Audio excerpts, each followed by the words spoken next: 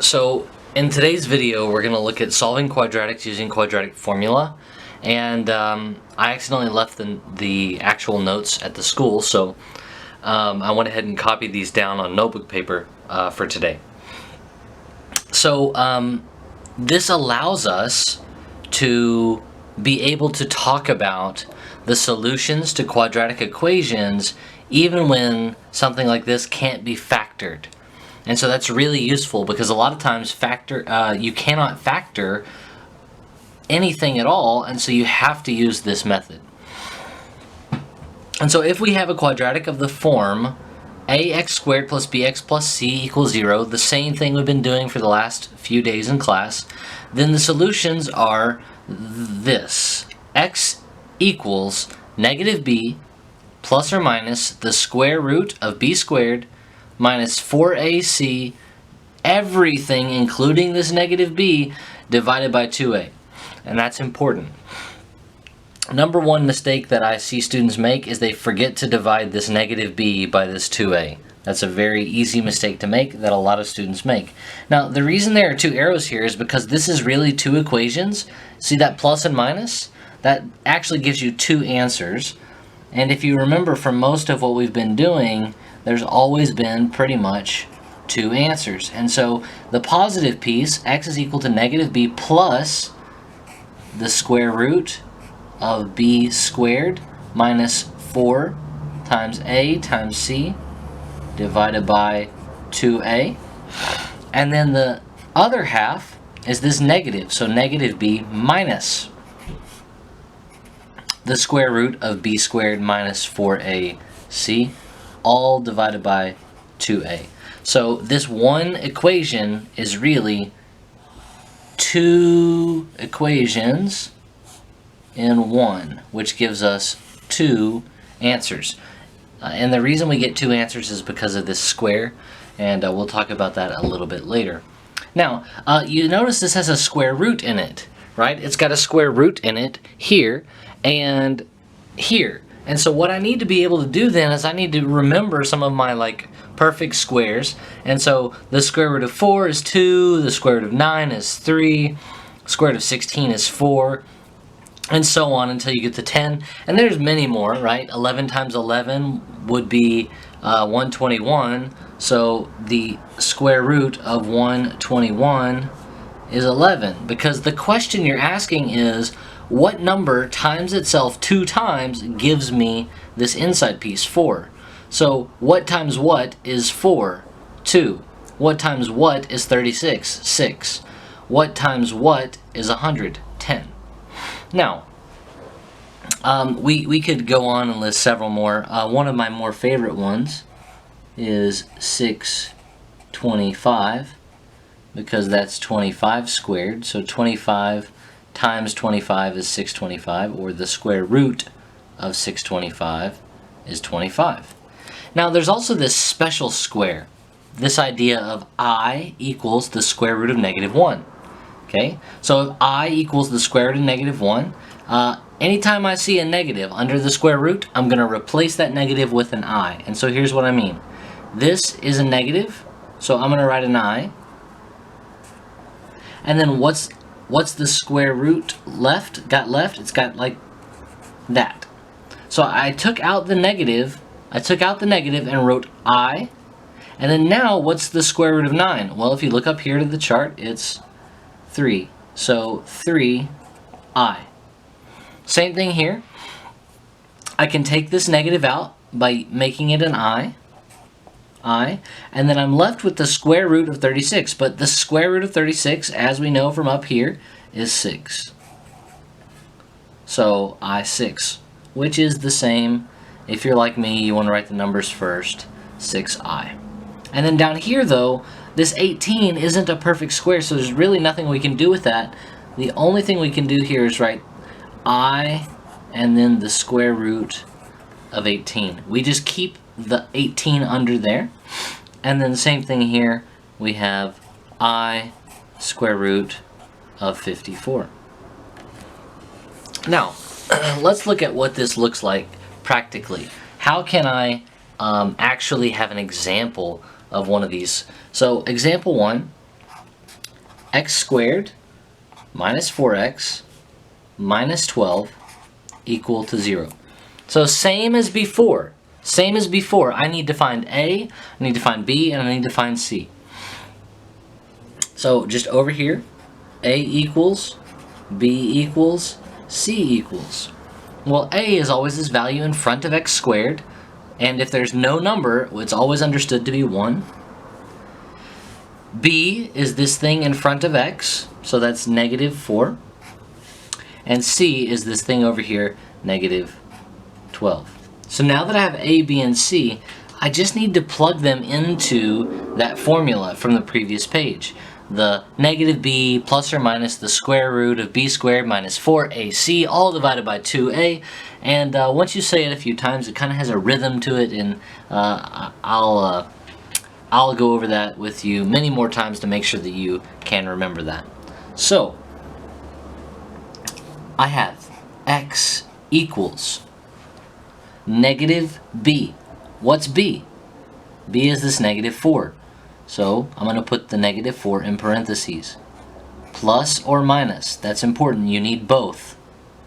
The square root of b squared. So once again, I'm going to put the negative 4 in parentheses minus 4 times a is 1, times c, which is 12, negative 12. Okay, and I didn't make that long enough. And now we're going to divide the entire thing by 2 times a. You notice everywhere I plugged in a value, I put it in parentheses. The a, the c, the a, the b, the b. I always use parentheses. It just helps to limit or mitigate the mistakes I'm going to make. Okay, well, what's a negative times a negative? That's positive, so 4. Plus or minus. Now, what is negative 4 squared? Don't plug it in the calculator, because if you don't put parentheses in the calculator, it'll give you the wrong value. 4 times 4 is 16, and negative 4 times negative 4 is also 16. Minus, but this is negative 4 times 1, which is negative 4. Negative 4 times negative 12 is positive 48, and then we divide by 2, because 2 times 1 is 2.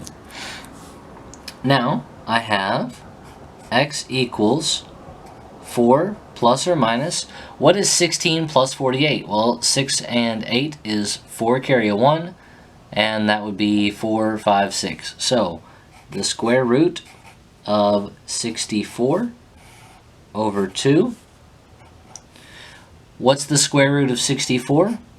From the chart earlier, or if you just remember, what times what is 64? 8. Okay, now, here's where we have to differentiate our two answers. We're going to write one with a plus and one with a minus. 4 plus 8 over 2, 4 minus 8 over 2. Now, I'm going to just go ahead and rewrite that down here so I have room. That's going to be x equals, well, 4 plus 8 is 12, divided by 2. And this is 4 minus 8, so that would be negative 4 over 2. Now, both of these can be simplified. 12 over 2 is 6. Negative 4 over 2 is negative 2. Okay, so there's the first example. Now, let's try another one. So let's see, example 2. And let me think.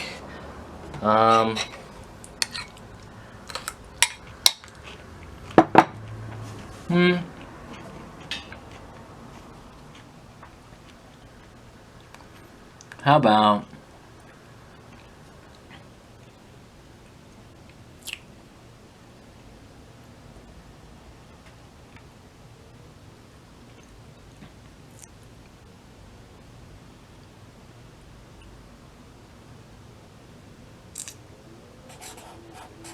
2x squared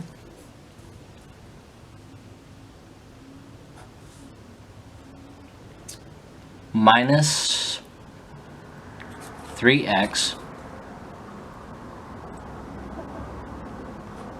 plus 14. Okay? So the first thing we're going to want to do is label A, B, and C. What's A? A is always in front of x squared, so 2. B is always this thing here, so that's negative 3. And C is 14.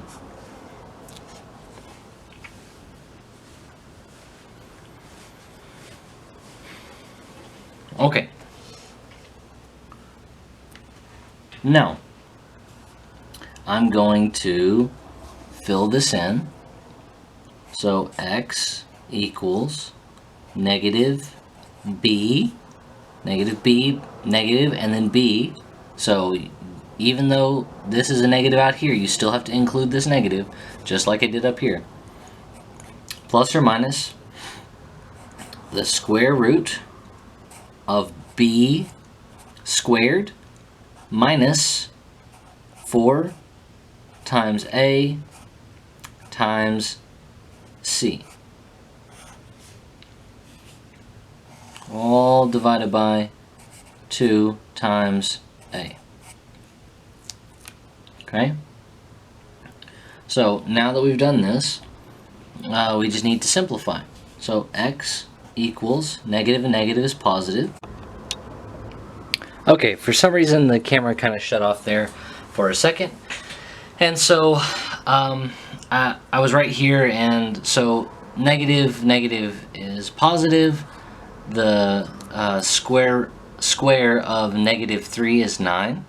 4 times 2 times 14 is negative 112. And then 2 times 2 is 4 in the denominator. And so then after this, I can just combine this inside. And when I combine the inside, I get negative 103. So I still have the 3, I still have the plus and minus, still have the 4 on the bottom, and then I have negative 103 here. Now, anytime I have a negative, I want to write I outside. I outside. So just writing I outside takes away that negative and allows me sometimes to be able to do something with this. However, now, when I have I and 103 is not a perfect square, I can just leave my answer like this, and that is both the positive and negative version of our solution. So in this case, we have 2 solutions right here, and those are the only 2 solutions that we need. Okay, now the last thing I want you to do is to try the last 2 problems on your notes and see if you can't use these 2 examples to help you figure out what those answers should be.